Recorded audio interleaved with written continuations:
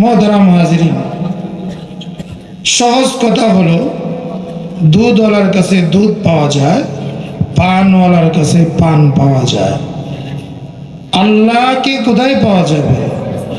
আল্লাহওয়ালাদের কাছে আল্লাহকে পাওয়া যাবে। আল্লাহওয়ালাদের কাছে গেলে আল্লাহকে পাওয়া যায়। এটা আমার কথা না, আমার আল্লাহ বলেন, ইয়া আইয়ুহাল্লাযীনা আমানুত্তাকুল্লাহ, হে মুমিনরা তোমরা তাকওয়া অবলম্বন করো। তাকওয়া মানে আল্লাহর দুস্থ হয়ে যাও। আয়াতে আল্লাহ তাআলা বলেন, ইন্না আউলিয়াহু ইল্লাল মুত্তাকুন, যারা মুত্তাকি তারাই আমার দুস্থ। কে বলেছেন? আল্লাহ।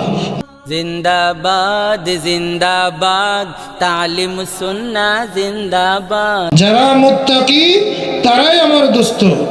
আল্লাহ তাআলা বলেন, এই তোমরা দুস্থ হইতে চাও, প্রেসক্রিপশন একটা, কিয়ামত পর্যন্ত আল্লাহর এই কোরআন থাকবে, খোদাই প্রেসক্রিপশনও থাকবে, বিকল্প কোনো রাস্তা নাই।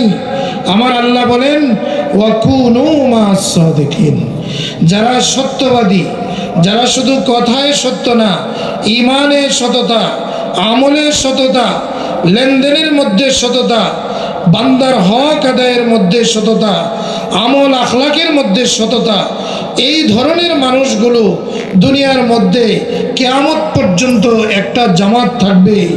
ওই লোকগুলিকে খোঁজ করো, তাদের সঙ্গ নসিব করো। ওয়াকুনু মা'আস সাদিকিন। কতদিন থাকবা?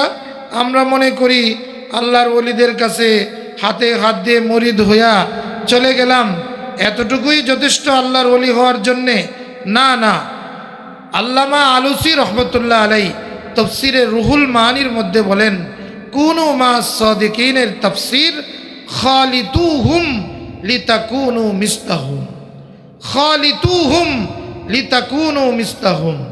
তোমরা ততদিন পর্যন্ত আল্লাহর ওলির সাথে সঙ্গ দাও, উঠা বসা করো, ওনাকে রাহবর বানাও, যতদিন পর্যন্ত তোমার কান্না ওই আল্লাহর ওলির কান্নার মতো না হবে, তোমার ইমানের পাওয়ার আল্লাহর ওলির পাওয়ারের মতো না হবে, তোমার আমল আল্লাহর ওলির আমলের মতো না হবে, তোমার আখলাক ওই আল্লাহর ওলির আখলাকের মতো না হবে, ততদিন পর্যন্ত চলতেই থাকো, চলতেই থাকো।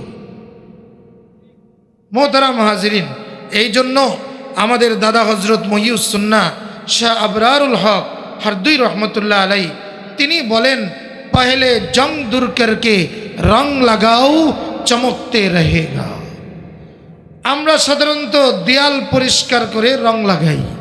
ও মুসলমান, ভেলায়েতের রং লাগাইবা, আল্লাহর দুস্তির মুকুট পরবা, প্রথমে দিল পরিষ্কার করো, তওবার মাধ্যমে তুমি গুনাহ থেকে পাক হয়ে যাও, এরপরে সুন্নতের রং লাগাও। সুন্নতওয়ালা আল্লাহওয়ালা, বলেন না সুন্নতওয়ালা আল্লাহওয়ালা। প্রথমে তুমি জং দূর করো। মেরে ভাই ও দোস্ত, আমার শেখ আউয়াল হজরত মৌলানা আরেফ বিল্লাহ শাহ ইসমাইল দামত বারাকাতুহুম, যিনি হাকিম আখতার সাহেব রহমতুল্লাহ আলাইহির খলিফা, উনি বলেন যে মিয়া, প্রথমে তোমরা জং দূর করে রং লাগাইবা। কিভাবে লাগাবা? 4টা বড় বড় গুনাহ থেকে আজকে তওবা করো। তওবার প্রথম শর্তই হইল আইয়াখলা আনিল মাসিয়া, গুনাহ থেকে নিজেকে পৃথক করো। মুরব্বীরা বলেন 4টা বড় বড় গুনাহ, 2টা জাহিরি গুনাহ, 2টা বাতিনি গুনাহ, আজকেই তওবা করো। জাহিরি গুনার মধ্যে পুরুষের টাকনুর নিচে পায়জামা, প্যান্ট, আবা, কাবা, জুব্বা এগুলি পরা কবিরা গুনাহ। হযরত ইমাম বুখারী রহমতুল্লাহ আলাইহি হাদিস এনেছেন, নবীজি সাল্লাল্লাহু আলাইহি ওয়াসাল্লাম বলেন, মা আসফালা মিনাল কাবাইনি মিনাল ইজারে ফিন্নার, যতটুকু অংশ টাকনুর নিচে থাকবে এতটুকু অংশ জাহান্নামের আগুনে জ্বলবে।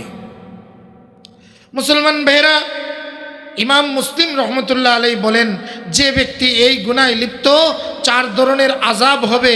লা ইউকাল্লিমুহুমুল্লাহ ইয়াউমাল কিয়ামা ওয়ালা ইয়ানজুরু ইলাইহিম ওয়ালা ইউযাক্কিহিম ওয়ালাহুম আযাবুন আলীম। যারা এই গুনাহের মধ্যে লিপ্ত থাকবে আল্লাহ তাআলা তাদের সাথে কিয়ামতের দিন কথা বলবেন না, আল্লাহ তাআলা তাদের দিকে রহমতের দৃষ্টি দিবেন না। 3, আল্লাহ তাআলা তার আত্মাকে পরিশুদ্ধ করবেন না। নাম্বার 4, আল্লাহ তাআলা বলে, আল্লাহর রাসূল বলেন তার জন্য রয়েছে যন্ত্রণাদায়ক শাস্তি। এই গুনাহ আমরা ছেড়ে দিব তো ইনশাআল্লাহ? এই গুনাহ শুধু মসজিদে নয়, এই গুনাহ মসজিদের বাহিরেও। এই জন্য আল্লাহ তাআলা আমাদেরকে এই গুনাহ থেকে বাঁচার তৌফিক দান করেন। 2 নম্বর গুনাহ হলো পুরুষের জন্য 1 মুষ্টি দাড়ি রাখা ওয়াজিব, 3 দিক থেকে ওয়াজিব। 1 মুষ্টির আগে কেটে ফেলা, ছেটে ফেলা কবিরা গুনাহ। আহসানুল ফতোয়া কিতাবের মধ্যে আসে যে অন্যান্য গুনাহ থেকে এই গুনাহটা 2 কারণে মারাত্মক। নাম্বার 1, অন্য গুনাহ মানুষ 24 ঘন্টা করে না। মেরে ভাই ও দোস্ত, যারা দাড়ি কেটে রাখে, ছেটে রাখে, 24টা ঘন্টা সে গুনার মধ্যে লিপ্ত। আমাদের শেখ বলেন, ভাই মেরে ভাইও শোনো, যে মানুষ ঘুমন্ত অবস্থায় কোনো গুনাহ করতে পারে না। যে বান্দা দাড়ি কেটে রাখে সে ঘুমিয়ে আছে, তারপরেও তার আমল নামায় কবিরা গুনাহ লেখা হচ্ছে। মেরে ভাইও সেজদা অবস্থায় কেউ গুনাহ করে না। যে লোকটা আল্লাহর কুদরতি পায়ে সেজদা করে দাড়ি কেটে রাখে, ওই অবস্থায়ও তার আমল নামায় কবিরা গুনাহ লেখা। এটা হলো 24 ঘন্টার গুনাহ। আরেকটা কারণ হলো অন্যান্য গুনাহ এটা প্রকাশ্যে করে না, চুরি করে, গোপনে করে, ডাকাতি করে প্রকাশ্যে করে না, চিন্তাই করে প্রকাশ্যে করে না। কিন্তু দাড়ি এটা এমন একটা মারাত্মক গুনাহ যে গুনাহটা 24টা ঘন্টাই তো লিপ্ত, সাথে সাথে প্রকাশ্য গুনাহ। আল্লাহর নবী সাল্লাল্লাহু আলাইহি ওয়াসাল্লাম তিনি বলেন, কুল্লু উম্মতি মুআফিন ইল্লাল মুজাহিরুন, আমার সমস্ত উম্মত ক্ষমার যোগ্য, কিন্তু যারা প্রকাশ্য গুনার মধ্যে লিপ্ত থাকবে, শবে বরাত, শবে কদরের রাত্রে, যে রাত্রগুলোতে ব্যাপকভাবে আল্লাহ মাফ করে দেন, ওই সমস্ত রাত্রেও আল্লাহ পাক তাদেরকে মাফ করেন না। এই গুনাহ থেকে বাঁচতে পারবো না ইনশাআল্লাহ। মেরে ভাই ও দোস্ত, ফতোয়ার কথা রাখেন, যদি এশকের কথায় আসেন, কাল কিয়ামতের দিন হাউজে কাউসারে পানি পান না করে পিপাসা মিটবে না। ও মুসলমান, ও উম্মতে মুহাম্মাদি, শোনো, আমার হাবিব সাল্লাল্লাহু আলাইহি সাল্লামের হাউজে কাউসারে পানি পান করতে যাইবা দাড়িবিহীন অবস্থায়, আর আল্লাহর নবী যদি বলেন, এই মুসলমান, আমার চেহারার মধ্যে কি দোষ দেখেছিলে, আমার চেহারার মতো চেহারা করে বের হইতে তোর লজ্জাবোধ লাগতো, আর ইসলাম আর মুসলমানের দুশ্মন ইহুদি খ্রিস্টান এই টনি ব্লেয়ার, ক্লিনটন আর বুশের মতো চেহারা করে বের হইতে তোদের লজ্জা লাগতো না? এই দেখ, সেই ভারতের শিখ জাতি যারা তাদের নেতা গরনানকের মহব্বতে জীবনেও দাড়িতে খুর লাগায় না, ওরা দাড়ি লম্বা হইলে দাড়িটাকে পাগড়ির নিচে দিয়ে দেয়। ও আমার উম্মত, তুই আমার চেহারার মধ্যে কি দোষ দেখেছস? আমার চেহারার মতো চেহারা করতে তোর লজ্জা লাগতো? এই কথা বলে, সুহকান বলে আমাদেরকে যদি বের করে দেয়, এমন কোনো জায়গা আছে আশ্রয়ের কিয়ামতের দিন? বলেন, নাই। এই জন্য হাকিমুল উম্মত থানবী রহমতুল্লাহ আলাই, ওনার আজল্লে খলিফা হজরত খাজা আজিজুল হাসান মজ্জুব রহমতুল্লাহ আলাই, তিনি বলতেন, আমার মৌলাই যদি আমাকে বলে, এই আজিজুল হাসান, তুই আমার জন্য কি নিয়ে আসছস? আমি দাড়িগুলো পেশ করব।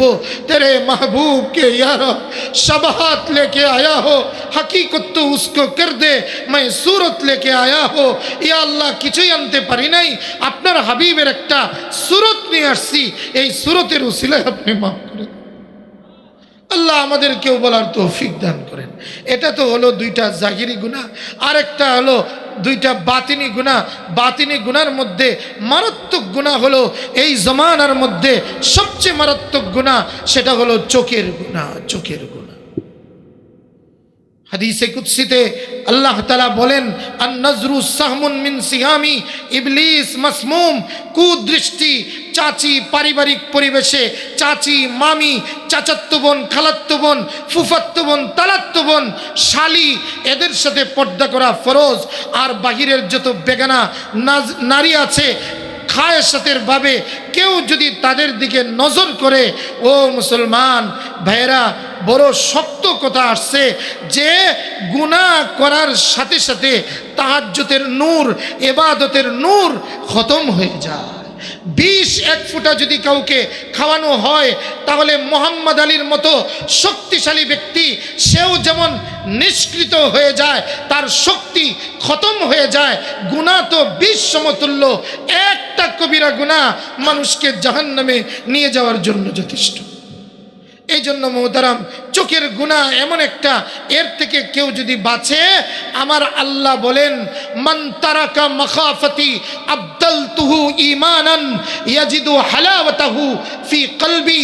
যে মুসলমান আমি আল্লাহর ভয়ে চোখের গুনাহ থেকে বাঁচবে, এই যে কষ্টটা হইল, এই কষ্টের বিনিময়ে আমি আল্লাহ তাদের অন্তরে ঈমানের মধুরতার স্বাদ দান করব।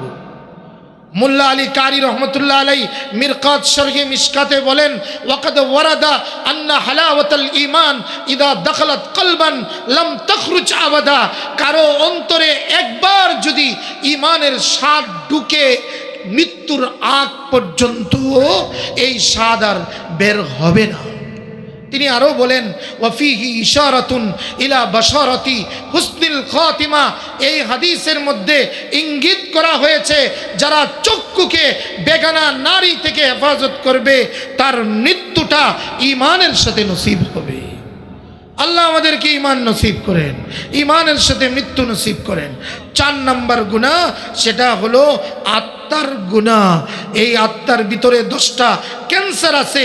এই আত্মাকে পরিশুদ্ধ করা, আত্মার সেই দোষগুলোকে দূর করে আত্মাটাকে কিছু গুণ দিয়ে সাজানো, যেটাকে পীর মুরিদি বলি, যেটাকে আত্মশুদ্ধি বলি। আত্মশুদ্ধি করিল যেজন চিরসুখী হইল সেজন। আত্মাকে কলুষিত করিল যেজন চিরবঞ্চিত হইল সেজন। ও মুসলমান, আজকে 100% মুসলমান যে রোগের রোগী, তারা হলো আত্মার রোগের রোগী। ইমাম আত্মার রোগের রোগী, আলেম আত্মার রোগের রোগী, বক্তা আত্মার রোগের রোগী। আজকে আম মুসলমান যে ব্যাপক রোগের মধ্যে আছে, সেই প্রধানমন্ত্রী থেকে নিয়ে সুইপার পর্যন্ত জনসমাজের এত দুর্নীতি, এত অন্যায়।